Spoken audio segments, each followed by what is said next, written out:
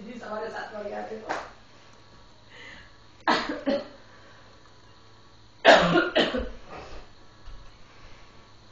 ભાવનાબેન કે બસ વાળા તો બહુ ભગાવી જોરદાર.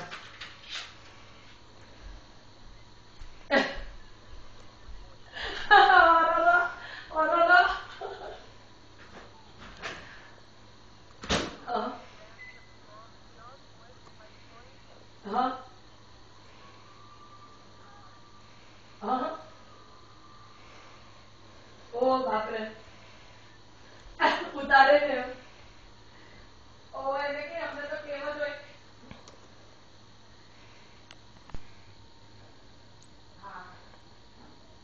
દેખા હોય એટલે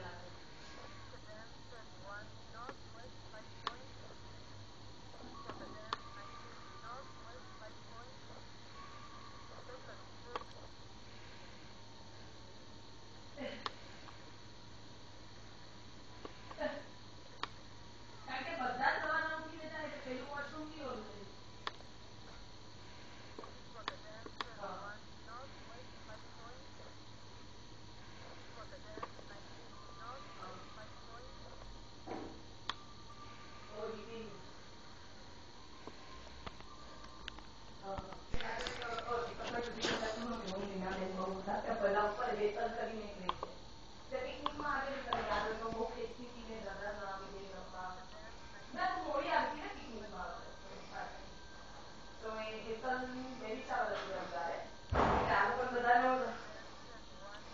હા તે એટલે એમ કે સવારે 6:30 આવ્યા 6:30 લાગી ને કે 10 વાગે લઈ જવાનું તો સુઈ ગયા સુઈને એમ કે સવારમાં પછી 10 વાગે સુઈ ગયા એને ત્યાંથી કે આવ્યા પેલું હેવી ખાધેલું ને ઊંધિયું ને એવું બધું હતી ઘરે તો એ કે આવીને સૂતી તે કેટલા મને ગણાવ્યા ને બપોરના 2-2:30 વાગે માંગીને સુતા હશે તે કે 8 8:30 પરમ શું કે મમ્મી ઉઠાડું તો બિચારીની હિંમત ન થતી તો કે મીને પૂછ્યું કે મીર મમ્મીને ઉઠાડ તો કે ના મમ્મી ઉઠશે પછી પાછા ઊંઘ નહીં આવે સુવા દે તો બીજા દિવસે સીધા સવારે 4 વાગે ઉઠ્યા 2-2:30 વાગ્યાના તે બીજે દિવસે સવારે અને 4 વાગે ઉઠીને તો પેલા બે પાછા સુતા હોય રાઈટ એટલે કે આંટો માર્યો હા એટલે કે આંટો માર્યો બાથરૂમ ગઈ પાણી પીધું અને પાછી સુઈ ગઈ તે સીધી કેટલા 8:30 કે 10:30 મને ગણાવ્યું મેં તો તમારા બધાની તો ભલી હું તો બધું બળતરા થઈ ગઈ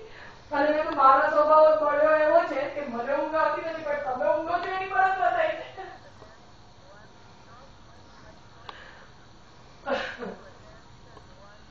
ના પણ આ છે ને આરામ આપણને એ લોકો તું માનીશ નહીં મારો બોસ કે હું આટલું પેલું ન્યુજર્સી ને હમણાં ક્રુઝમાં એમાં ગઈ હતી ને તો ક્રુઝમાં ગઈ ને તોય મેં કીધું કે હું મને કે તું કેવી રીતે જવાની ફ્લાઇટ કરવાની મેં કીધું ના ડ્રાઈવ કરવાની આવી રીતે તો મને કે 8 કલાક આપણે ડ્રાઈવ કરીએ એટલે એક દિવસ ડ્રાઈવ કરો ને 8 કલાક નહીં પણ એટલે તમે એક દિવસ ડ્રાઈવ કરો ને તો સામે એમ કે you need a day to rest એટલે મને કે તું ક્રુઝમાં રેસ્ટ અહીંયાથી ડ્રાઈવ કરીને જા તો બરાબર પછી તને ક્રુઝમાં તો તું રેસ્ટ કરીશ પણ આપણે રેસ્ટ કરીએ બળતરા કેવી આઈ રહી જશે કરવાનું નોલું રહી જશે કરવાનું પેલી દીપિકા તો ઊંઘોય ન દે આની ઊંઘો એવા છે કે મેં તું તારી ભલી થાય વેકેશનમાં શેના માટે આવે નો ઊંઘવા દે બોલી કે ઘરે જઈને શું જોઈને આટલા પૈસા નાખીને ઊંઘવા એવા છે મેં તો આ તો જરૂર છે પનિશમેન્ટ એવું છે હા મારે તો જવું જ પડે એવું તો મારે બહુ જ કામ છે અને અમારે હમણાં આજે તો બહુ મોટું એક ક્રાઇસિસ આવી ગયું છે ક્લાયન્ટનું તો આખો દિવસ બોલ કઈ જ કર્યું નથી ખાલી એક કોન્ફરન્સ કોલ મૂકીને બીજો કોન્ફરન્સ કોલ એક કોન્ફરન્સ કોલ મૂકીને જમી બી નથી બપોર જમી તો 3 દિવસથી નથી બપોરે રાત્રે આવી ખાવું છું તો સોમવાર એ તો એને તો હવે પેલું આપી દીધું ને હવે તેને એનું અનએમ્પ્લોયમેન્ટ બી બંધ થઈ જશે વર્ષથી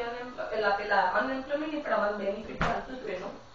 એ હવે આ ડિસેમ્બરમાં બંધ કરી દેશે એ તો એને પેલું સ્ટ્રોક આવે ને એને લીધે છે ને એની સ્પીચ જતી રહી છે બોલી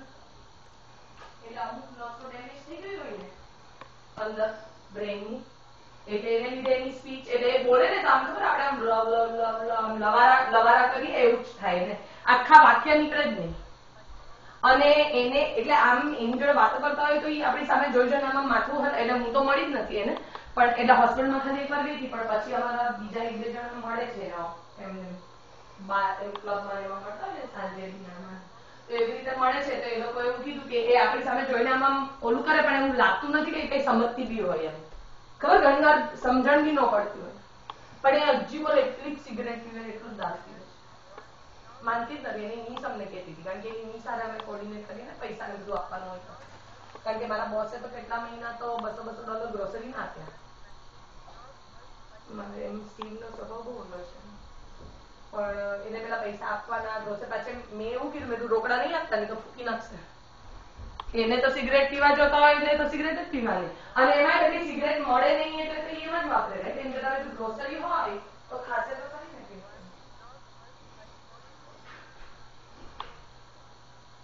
હા એટલે અને ના એની નેફ્યુ છે ને એ પાછી બહુ જ આમ ઓલી છે નહીં તો અહીંયા તો ખબર આ લોકોને પડી નથી પણ આ બહુ ઓલી છે એટલે શું કરે કે ગ્રોસરી બી લઈ જાય છે અને પાછી બીજી વાર ભરવા જાય ત્યારે પણ જોતી હતી કે ભાઈ ખાધું કે ન ખાધું કે આ લોકો તો એમ ભરોસો નહીં આજુબાજુવાળા મંડે વેચવા